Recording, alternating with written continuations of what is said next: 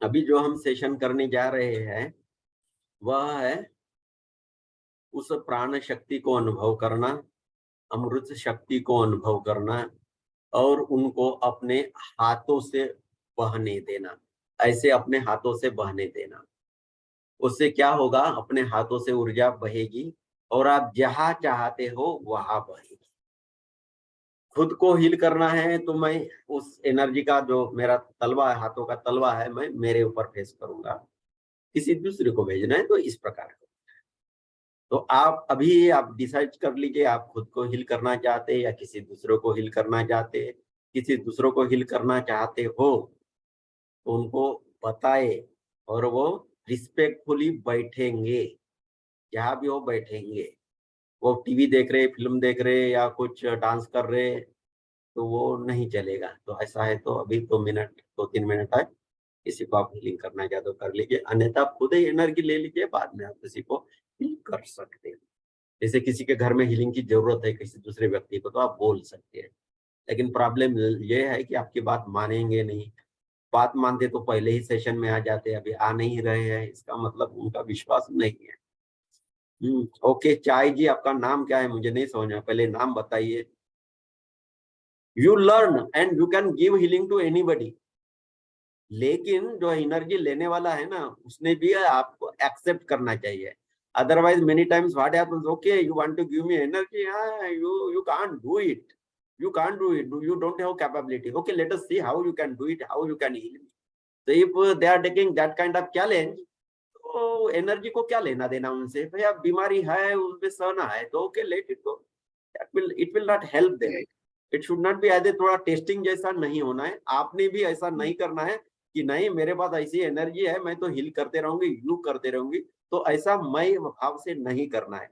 Respectfully जैसे आप blessing दे रहे हो, भगवान की ब्लेसिंग, भगवान की एनर्जी आपके साथ आ रही है।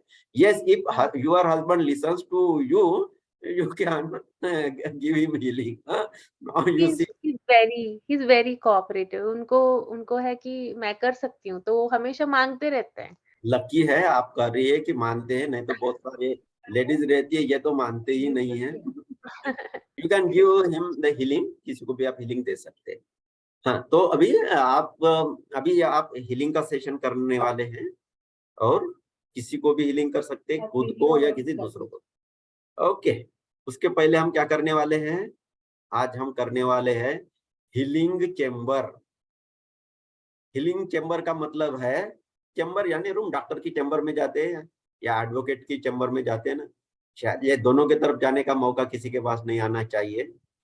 डॉक्टर के पास भी नहीं है और एडवोकेट के पास भी नहीं। तो एक चेम्बर होती है या ऑफिस जैसा बोले तो ऐसा, हीलिंग चेम्बर मीन्स ऐसी रूम आपने बनानी है जहाँ तो कोई, जहाँ जनरली आप बैठते ध्यान के लिए, तो वहां आप बनाइए, वहां विजुलाइज करिए, या जहाँ अभी बैठे हो वहां करें। किसी को कोई स्थान विशेष प्रिय है, किसी मंदिर में गए हैं, गुरु के आश्रम में गए हैं और लगता है वो जगह मुझे बहुत अच्छी लगती है, गंगा के किनारे बहुत अच्छा लगता है, तो आंखें बंद करके आप विजुअलाइज करना कि आप वहां बैठे हो और वहां आप हीलिंग चेम्बर बनाए। हीलिंग चेम्बर यानी हीलिंग रूम रहेगी, डिवाइन रूम है, या वह पिरामिड के शेप जैसी भी रह सकती है। It is up to you. लेकिन नॉर्मली अभी आप पूरे जिंदगी भर यही हीलिंग रूम यूज करोगे, तो क्या करना है वह अभी आप सोच लीजिए। आपके इस हीलिंग रूम में बहुत डिवाइन बीइंग्स भी आने वाले हैं, धीरे धीरे ऐड होते जाएंगे। तो उस प्रकार से आप बनाइए, बहुत सुंदर बनाए, कितना आपका विजुअलाइजेशन है वैसा बनाइए। जहां तक है उस रूम में नॉर्थ या ईस्ट की तरफ आप फेस करके बैठे तो वह अच्छा है। और मैं इंस्ट्रक्शन दूंगा, आज का मंत्र है, हम मंत्र कभी देते नहीं लेकिन आज एक मंत्र दे रहे हैं। वह मंत्र है, कुछ ओम वोम नहीं है, सिंपल सा मंत्र है। गुरु गोरखनाथ है ना, उनके मंत्र, शाबरी मंत्र बहुत सीधे सीधे होते थे, बोलचाल की भाषा में ही होते थे, लेकिन उनके वाणी में इतना जबरदस्त खिंचाव था, शक्ति थी कि वह शब्द ही मंत्र बन जाते थे। अभी आप लोगों ने इनिशिएशन लिया है, वैसे 4 बार लिया है, 3 बार प्लस 3 ए भी हुआ था 14 तारीख को। तो आपके वाणी में भी, आपकी हाथों से जो शक्ति बह रही है उसमें भी अभी बहुत ज्यादा पोटेंशियल है। तो आप जो कहोगे वो भी मंत्र बन जाएगा। इसलिए कोई निगेटिव सोचना नहीं है। लोग कहते हैं ना कि भगवान इतने पावरफुल है तो मुझे चमत्कार करके दिखाए, या फिर हमारी थर्ड आई क्यों नहीं ओपन होती है। थर्ड आई नहीं ओपन होती है किसी की, वह अच्छी बात है, क्योंकि एक बार थर्ड आई पूरी तरह से ओपन हो गई तो आप जो चाहते वैसा हो जाएगा। इसमें प्रॉब्लम इसमें नहीं है। प्रॉब्लम यह है कि आप ठीक तरह से चाहते नहीं है, मन शुद्ध नहीं हुआ है। किसी ने कुछ कह दिया, किसी ने अपमान कर दिया तो आप क्रोध से भर जाओगे। और जब आपकी थर्ड आई खुली हुई है, किसी ने आपका अपमान कर लिया, अपशब्द कहे, और आपने कह दिया कि जा तू मर जा, तो वो मर जाएगा। इसलिए जब तक मन शुद्ध नहीं होता है तब तक ऐसी शक्तियां भी भगवान देता नहीं। इसलिए भगवान पतंजलि ने भी अष्टांग मार्ग कहा है। पहले यम नियम उसका पालन करो सालों तक, फिर आप थोड़े थोड़े साधना करते रहो, और 8वें तल में 7वें तल में ध्यान है, फिर समाधि है। बहुत कुछ करना पड़ता है क्योंकि आपका मन पॉजिटिव हो। नहीं तो आप कुछ निगेटिव करोगे, निगेटिव सोचोगे, वैसा हो जाएगा। एक बहुत सुंदर कहानी है। विवेकानंद जी जब उनके गुरु रामकृष्ण परमहंस जी के पास जाते थे, बहुत प्रश्न करते थे, और पढ़ पढ़ कर उनको भी यह लगने लगा कि परमात्मा मूर्तियों में नहीं है, फोटो में नहीं है, मूर्तियों में नहीं है, चित्रों में नहीं है। उनके एक मित्र थे, वह वही रहते थे, कई आश्रम में रहते थे, और उनके रूम में बहुत भगवान की मूर्तियां थी। भगवान कृष्ण कहे, राम कहे, शंकर जी कहे, हनुमान जी कहे, जो भी भगवान है उनकी मूर्ति उनके से। क्योंकि धार्मिक आदमी ना नॉर्मली डरता है। ऐसा उनको लगता है कि सामने भगवान का मंदिर है, हम हाथ नहीं जोड़ेंगे तो पाप लगेगा, या भगवान की हमारी ऊपर अवकृपा होगी, नाराज हो जाएंगे भगवान। तो ऐसे हमेशा डर में रहता है। तो धार्मिक आदमी यानी अच्छा आदमी नहीं है, डरा हुआ आदमी है। एक आध आदमी जो धार्मिक नहीं है ना, जो भगवान को मानता ही नहीं, उसको कोई डर नहीं लगता है। कुछ एक आधा बेकार बात भी कर लिया है थोड़ी थोड़ी बार, तो उनको कैसा नहीं लगता है कुछ पाप किया। लेकिन धार्मिक आदमी ने मंदिर के सामने से जाते समय हाथ नहीं जोड़ा, या कभी अच्छा लग गया कुछ सिगरेट का कश ही ले लिया, तो जिंदगी भर पछताता रहेगा मैंने पाप किया। और जो जिंदगी भर डेली एक पैकेट सिगरेट का खत्म करता है, उसको शारीरिक कुछ ईजा होगी, लेकिन ऐसा मानसिक पाप नहीं लगता है, क्योंकि वो सोचता नहीं है मैं कुछ गलत किया। तो ये हमारे पाप है, ये हमारे सोच से आते हैं। तो विवेकानंद जी के जो दोस्त थे, उनके पास ऐसे ही बहुत मूर्तियां थी। उनकी बहुत सुबह पूजा करते थे, पूजा करते करते उनका बहुत समय निकल जाता था। और विवेकानंद जी उनको कहते हैं, इतने मूर्तियां क्यों रखा है, इसमें भगवान नहीं होता है, भगवान मूर्ति में नहीं रहता है, भगवान तो निराकार निर्गुण है। अभी कुछ अनुभव हुआ नहीं था उनको, फिर भी बोल रहे थे बड़ी पटाई बात, लेकिन वो सुनता नहीं था, उनका मित्र सुनता नहीं था। तो एक दिन ऐसा हुआ, गुरु की कृपा हुई या काली माता की कृपा है, उनको परमात्मा के दर्शन हुए, समाधि लग गई। और जैसे ही समाधि से बाहर आए, पहले याद आई अपने दोस्त की। समाधि में तो उनको दर्शन हो ही गए, जैसे आपने 14 तारीख के ध्यान में किए थे, अहम ब्रह्मास्मि का आपको दर्शन हुआ था। पूरे ब्रह्मांड में आप फैल गए थे, आपका खुद का अस्तित्व नहीं था, वह आपने अनुभव किया और बहुत दूर तक फैले थे, है ना। तो वैसा ही विवेकानंद जी को भी अनुभव हुआ और पहली याद है उनको अपने दोस्त की, रियली आज मैंने जाना है कि भगवान क्या होता है। वह कण कण में फैला हुआ है, अनंत तक फैला हुआ है, लेकिन मेरा दोस्त अभी भी नहीं समझ रहा। पहले भी मैं बताता था तो नहीं समझता था, अभी भी नहीं समझेगा, लेकिन उसने अभी समझना चाहिए कि भगवान उस मूर्तियों में नहीं रहता है। ऐसा सोच लिया, बहुत प्रेम से सोच लिया उसने, प्रेम से सोच लिया विवेकानंद जी ने। बात चली गई, समाधि से भी उठ गए और अपने कार्य में लग गए। थोड़ी देर में उनके गुरु रामकृष्ण परमहंस कहीं बाहर निकले थे, देखते हैं तो विवेकानंद जी का यह दोस्त अपने पूरे मूर्तियों को, भगवान की सभी मूर्तियों को एक बोरे में भरकर कहीं लेकर जा रहा था, बोरे में भरकर कहीं लेकर जा रहा था। तो रामकृष्ण देव उनको कहते, क्या हुआ, क्या कर रहे हो? नहीं, ये मूर्तियां है ना, उनको मैं फेंक रहा हूं नदियों में जाकर, क्योंकि भगवान मूर्तियों में रहता नहीं, भगवान तो कनकन में है, तो मैं जाकर फेंक रहा हूं। तो रामकृष्ण देव बोलते हैं, अरे चुप, तेरे को क्या पता है, क्या अनुभव है क्या? ये तेरा अनुभव नहीं है, वो विवेकानंद नरेंद्र उधर बैठा है ना, उसने मन में यह विचार किया था, वह विचार तुम्हारे पास पहुंचे हैं, इसलिए तुम फेंक रहे हो। यह तुम्हारा अपना मन नहीं है, तुम्हारे अपने विचार नहीं है, उसके विचार तुमने पकड़ लिए हो, चल रख जा। और फिर उन्होंने विवेकानंद जी को बोला कि तू ऐसा ही करता रहेगा तो बहुत मुश्किल हुई भाई, इसलिए अभी समाधि का अनुभव तेरे ज्यादा नहीं होने दूंगा मैं। जब तेरी मृत्यु आने वाली है उसके 3 दिन पहले और पूर्ण समाधि तुम्हें लगेगी, उसके पहले नहीं। फिर उसके बाद भी विवेकानंद पूरे भारत में घूमे, सनातन धर्म का प्रचार किया, ध्यान का प्रचार किया, राजयोग का प्रचार किया, अमेरिका में जाकर भी डंका बजाया भारतीय संस्कृति का। और जब इतने घूम घूम के जब आखिरी दिन आ गए उनके उनके 3 दिन बाद उनको पूर्ण समाधि का अनुभव हुआ।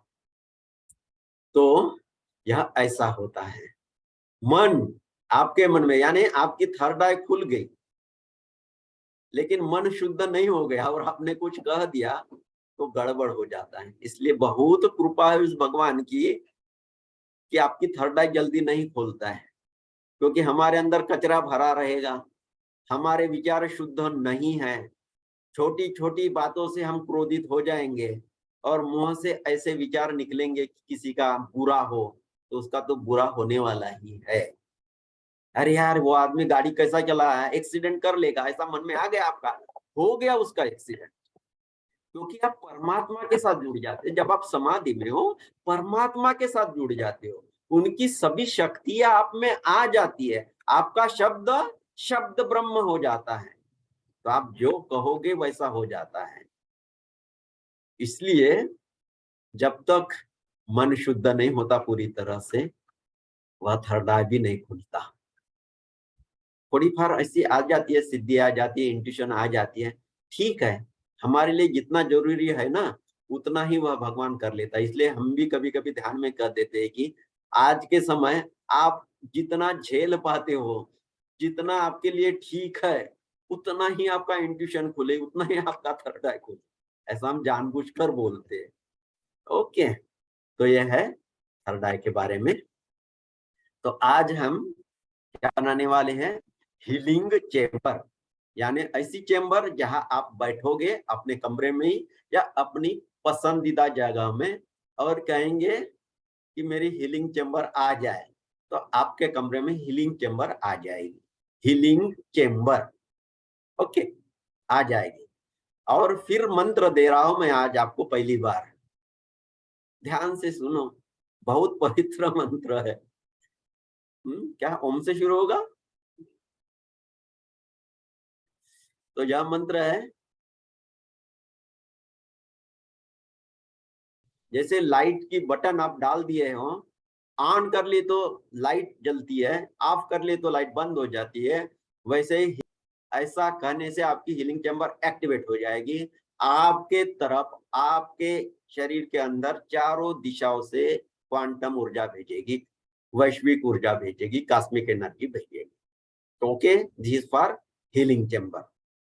और दूसरा है, उसके बाद आप ग्रेट सेंट्रल सन से जुड़ जाओगे, अमृत शक्ति से जुड़ जाओगे और कहोगे तो उस अमृत शक्ति की वर्षा आपके ऊपर होने लगेगी।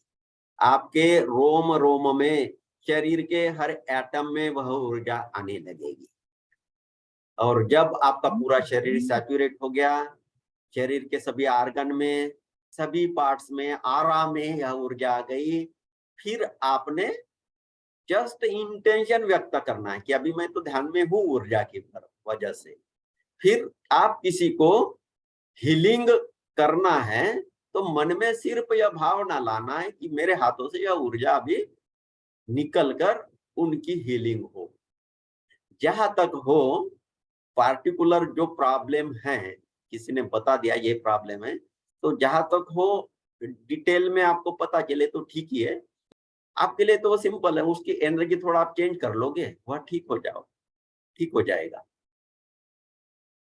तो सिर्फ पता करना है कि कहाँ बीमारी है, पेन है तो बस पेन कहाँ है, घुटने में पेन है कहाँ है, ये भी जरूरत नहीं। घुटने में पेन है तो उसका मूल कारण घुटने में होगा, कहीं दूसरा भी हो सकता है। तो लेकिन वो अपने आप वहां आपकी ऊर्जा पहुंच जाएगी। तो इस प्रकार से थोड़ा डिटेल चाहिए, ऐसा ही नहीं कि मिस्टर एक्स वाई जेड की जो भी बीमारी हो वह ठीक हो जाए, ये बहुत कैजुअल हो गए। वह भी कैजुअल है, एनर्जी लेने के लिए, आप देने के लिए भी आप बहुत कैजुअल हो, इतना भी नहीं। किसी के घुटने में दर्द है तो मिस्टर एक्स वाई जेड के घुटने का दर्द दूर हो, ऐसा आपने संकल्प करना है, विजुअलाइज करना है, हाथों से ऊर्जा बहेगी। और आज मैं कहता हूं, आपके आंखों से भी ऊर्जा बहेगी। जहां जहां आपका मन जाता है वहां आप ऐसा समझे कि मेरे हाथों से ऊर्जा जा रही, मेरे आंखों से भी ऊर्जा जा रही, मेरे थर्ड आई से भी ऊर्जा जा रही है, और वह भाग ठीक हो रहा है। आपने इच्छा व्यक्त की तो वह हो ही जाएगा। स्पिरिचुअलिटी का ये नियम है, जब परमात्मा की शक्ति से आप जुड़ जाते हो, इच्छा व्यक्त करते हो, तो दूसरा उपाय नहीं है, वह फलीभूत होनी ही है। ऊर्जा तो आती ही है, लेकिन कभी हमारे तरफ से ही कुछ प्रॉब्लम्स होता है, या जो हीलिंग करने वाला है वह इस भाव दशा से बैठा है कि यार ये बार बार बोलता है हीलिंग करता हूँ, बोर करता है मुझे, चलो आज बोल देता हूँ हीलिंग कर लो, लेकिन मैं तो हीलिंग लूंगा नहीं, कैसा यह करता देखता हूँ। इस भाव दशा से वर्गा तो लेगा नहीं, वो ले नहीं रहा, उसकी इच्छा नहीं है। तो डिवाइन शक्ति भी ऐसे जगह में वेस्ट नहीं करना है, उसको फायदा भी नहीं होगा। तो इसलिए हम बोलते हैं उनका कंसेंट लेना है। जिसको भी हीलिंग देते हैं उनका कंसेंट लेना है, भैया आपको ये प्रॉब्लम है, मैं कुछ सीखा हूं तो मैं कुछ हीलिंग करना चाहता हूँ, तो आपकी परमिशन है तो मैं करूंगा। जब उन्होंने बोलता है यस तो यस। हाँ, आप ये बोल सकते हैं मैंने बहुत अच्छी विद्या सीखी, बड़ा प्रयास करके सीखी है, या जो भी कहना है आप पे पावरफुल है, आपकी इच्छा हो तो मैं प्रयोग कर सकता। और जब आप उनको एनर्जी दे रहे हैं तो उन्होंने शांति से बैठना है। आपके सामने बैठे हो, वेल एंड गुड। अपने कमरे में कहीं दूसरे शहर में बैठे हो, that is well and good, but you should be connected either on phone, आप जैसे भी, कम से कम फोन में या वीडियो में, व्हाट्सएप में वो रहे तो ठीक है। आप उनको देख पाते हो ना तो अच्छा ही है। तो उनका भी रहेगा मन कि चलो मुझे हीलिंग यह लोग कर रहे हैं, और आपके नजर में रहेगा तो उसको भी टीवी बीवी देखने के लिए उनको भी थोड़ा ठीक नहीं लगेगा, शिष्टाचार वश वो भी नहीं देखेगा, या बीबी के ऊपर चिल्लाएगा नहीं, चाय लाओ, हम बैठ कब से बैठा हो, ऐसा नहीं बोलेगा। ओके, तो यह बेसिक नियम है। और आप अभी हीलिंग सीखने वाले हो, एक्टिवेशन आपका हो गया, आज सिर्फ एक मेथड ही देनी है। उसमें दो बातें हैं, एक है आपका हीलिंग चैम्बर और दूसरा कनेक्शन विथ आपकी अमृत शक्ति। ओके।